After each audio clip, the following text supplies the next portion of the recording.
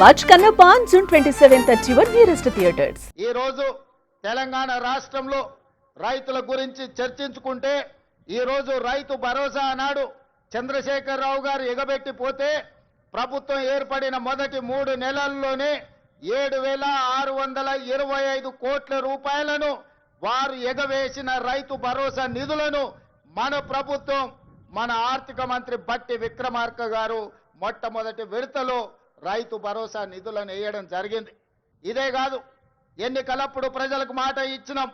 Congress party అధికారంలోకి వచ్చిన వెంబడే అప్పుల్లో కూరుకుపోయిన ఈ రైతుల ఆత్మగౌరవం నిలబెట్టాలి అనంటే రైతులకు రుణమాఫీ చెయ్యాలి. ఆ రైతులకు 2 లక్షల రూపాయల వరకు రుణమాఫీ చేస్తామని ఎన్నికల సందర్భంగా మాట ఇచ్చినాం. పార్లమెంట్ ఎన్నికల సందర్భంలో రైతాంగానికి వివరించినాం.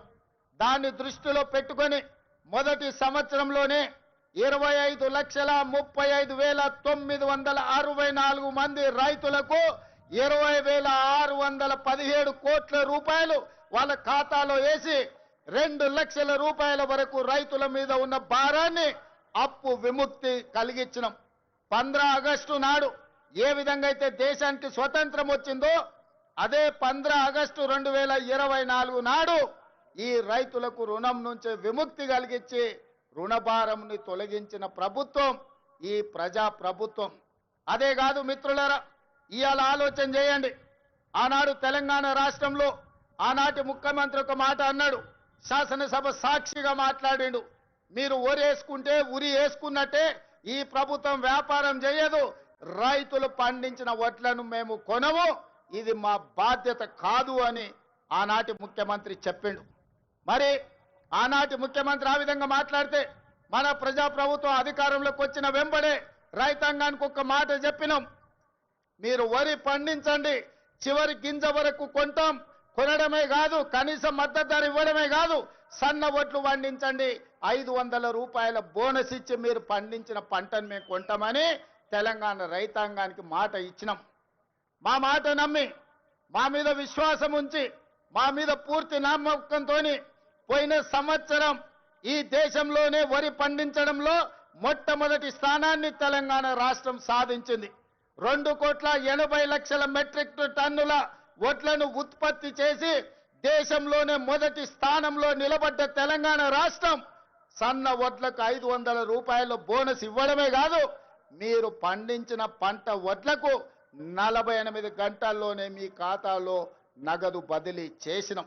ఆనాడు తాలు పేరు మీద, ఆనాడు తడి పేరు మీద, తుట్టి పేరు మీద క్వింటాల్కు 10 కిలోలు దళారులు దోసుకుంటుంటే మనం ప్రభుత్వంలోకి వచ్చిన తర్వాత ఈ దళారులను ఈ మిల్లర్లను ఎవరైతే మోసం చేస్తుండ్రో మీ తోలు తీస్తాం, 1 కిలో కూడా తక్కువ తూకం చేసినా మీ తోలు ఒలుస్తామని చెప్పి తాలు పేరు మీద తడి పేరు మీద జరుగుతున్న దోపిడీని నిలువరించి రైతులను ఆదుకున్న చరిత్ర ఈ రోజు మన ప్రభుత్వాన్ని అని చెప్పి నేను ఈ సందర్భంగా చెప్పదలుచుకున్న మిత్రులారా ఇవాళ దేశంలో తలెత్తుకొని గర్వంగా నిలబడి ఈ దేశంలోనే అత్యధికంగా వరి ధాన్యాన్ని ఉత్పత్తి చేసే రాష్ట్రం మాది.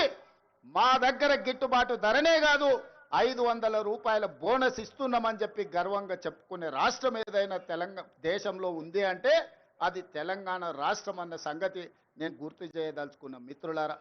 ఇవాళ మీరు ఆలోచన చేయండి, చాలా మంది అన్నారు వాళ్ళకి తెలుసు వాళ్ళు ఏ విధంగా రాష్ట్రాన్ని దివాలా తీపిచ్చిండ్రు.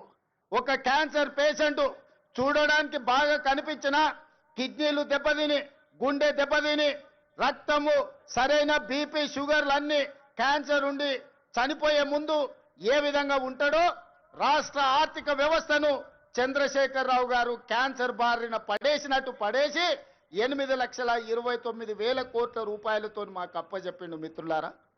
ఆనాడు ధనిక రాష్ట్రం 16,000 కోట్ల రూపాయల మిగులు బడ్జెట్తో అప్పచెప్తే 10 ఏళ్లలో 8 లక్షల కోట్ల రూపాయలు అప్పు చేశాడు. ఇవాళ వాళ్ళు గొప్పలు చెప్తున్నారు. ఆయన శనిమామ శకుని మామ అల్లుడేమో శనీశ్వర అల్లుడు ఇవాళ మాట్లాడుతున్నాడు. శకుని మామకు తగ్గట్టు శనీశ్వరపు అల్లుడు జమైండు. ఇవాళ మీరేం చేసిండ్రయ్యా రైతులకు అంటున్నాడు.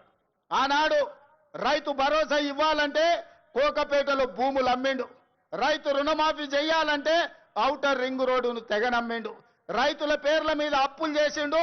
రైతుల పేరు మీద దోపిడీ చేసిండు. రైతులకు నీళ్లు ఇస్తున్నాని కాళేశ్వరం పేరు మీద 1,00,000 కోట్ల రూపాయలు కొల్లగొట్టిండు.